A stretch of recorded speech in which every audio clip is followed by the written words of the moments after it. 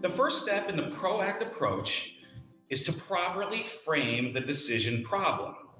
To choose well, you need to state your decision problems carefully, acknowledge their complexity, avoid unwarranted assumptions, and option limiting prejudices. Our first presentation helps frame our entire venture today. It is my privilege to introduce It's in the DNA by Todd Wachtel. Todd is a partner at Levinson Axelrod. Todd graduated from Syracuse University in the Widener School of Law. He is board certified by the New Jersey Supreme Court as a workers' compensation attorney. He is vice president of education at Congregation Beth Chaim and chairperson of the COVID Response Task Force. Todd lives in Princeton, New Jersey with his wife and son and daughter. And if you want to catch up with Todd, send him high fives on Power Zone rides on Peloton. Here now, Todd Wachtel. Good morning. Behind a Western water tank, a dying hobo lay. Inside an empty boxcar, one cold November day. His comrade sat beside him with a low and drooping head, listening to the dying words this poor dying hobo said. This was a song that my grandfather, Matty Appel, sang to me when I was a child.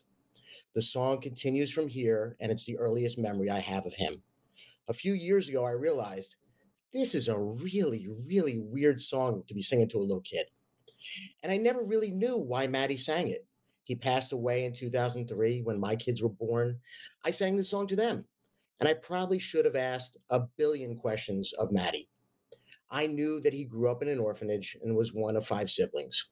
I knew that he worked at a furniture store and that his father, Maxim Appel, was an attorney in Indiana, of all places. My family could not really tell me anything. We simply did not have the stories. In 2020, we were building a new office. I asked my uncle to send me a copy of great-grandpa Maxim's law license. I thought it would be a real conversation piece to have a law license from Indiana. He sent me a copy of that, but included a document that has changed my life. In the envelope was a diploma from New York University's School of Law for Maxim. We had no idea that Maxim went to NYU Law. So maybe it was my grandfather's silence regarding his father. Maybe it was the COVID-19 quarantine, and I had a ton of free time. But I kind of went a little crazy. I joined every service available. Ancestry.com, 23andMe, newspapers.com, just to name a few. My cousin in California, he went on his own quest.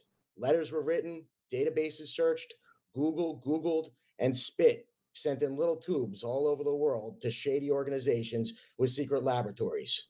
We reconvened multiple times a day, and every rabbit hole was thoroughly excavated for any small carat of detail regarding the life of Maxim M. Appel, Esquire. Maxim was born on August 1st, 1875, to Minnie and Morris L. Appel in Russia. We don't have any information about them. We know that at age 9, Maxim lived in New York City. In 1896, at the age of 21, he filled out his naturalization paperwork and listed law student as his occupation.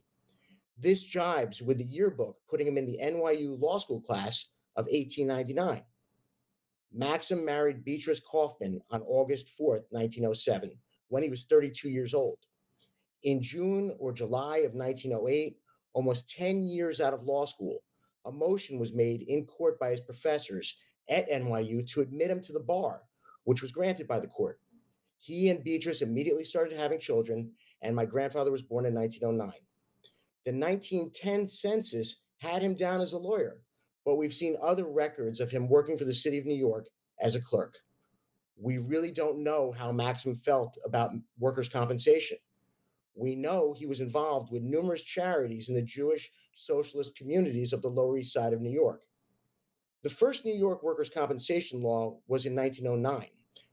Following the Triangle Shirtwaist Factory that killed 146 workers, a revised workers' compensation system was put into place in New York in 1914, and 1914 was Maxim's year. This is the year that we discovered that Maxim was considered a lieutenant with the International Workers of the World, also known as the IWW or the Wobblies.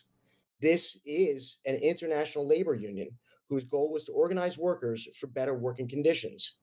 Their slogan was One Big Union. As many of its members were uneducated, they communicated their messages through protests and song. Later, artists like Woody Guthrie played their songs. In fact, the song that my grandfather sang to me, that I sang to you about a dying hobo, that was a wobbly song. The Wobblies at that time were loud and disruptive, but they showed the power of united workers and laid the groundwork for future compromise to help their conditions. Maxim was a contemporary of such labor icons as Upton Sinclair, Alexander Berkman, Emma Goldman, and Big Bill Haywood. Maxim helped raise money, organize disruptions to help bring attention to the conditions of working people. We even have an article where Maxim had to deal with anti Semitic judges and local sheriffs in court in upstate New York. Like many progressives of his era, he had a problem with the super rich, like John D. Rockefeller Jr., and how their workers were treated.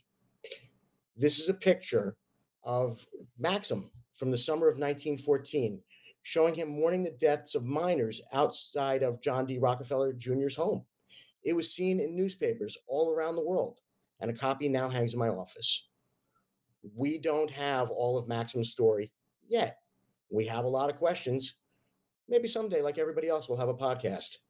Why did he have a law license in Indiana? Why was my aunt born in Canada? We know that in 1917, Maxim died due to diabetes, and my grandfather grew up in an orphanage in Utica with his siblings, as his mother could not afford to take care of them.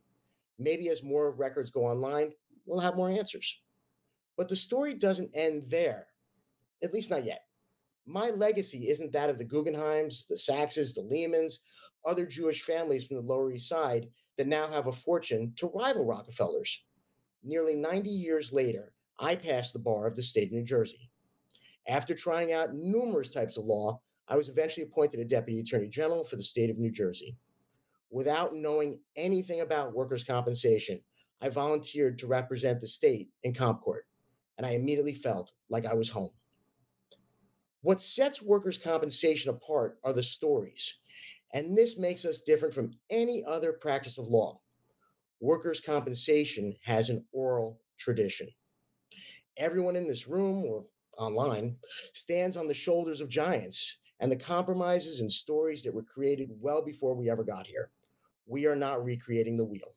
We are the sum of those little decisions and big stories that have come before us. I know absolutely hilarious stories about judges and attorneys I'll never meet. I've learned more in chambers than I'll ever learn from a book. Some days, the stories of my clients will absolutely break your heart. One of the central slogans of the Wobblies is that an injury to one is an injury to all.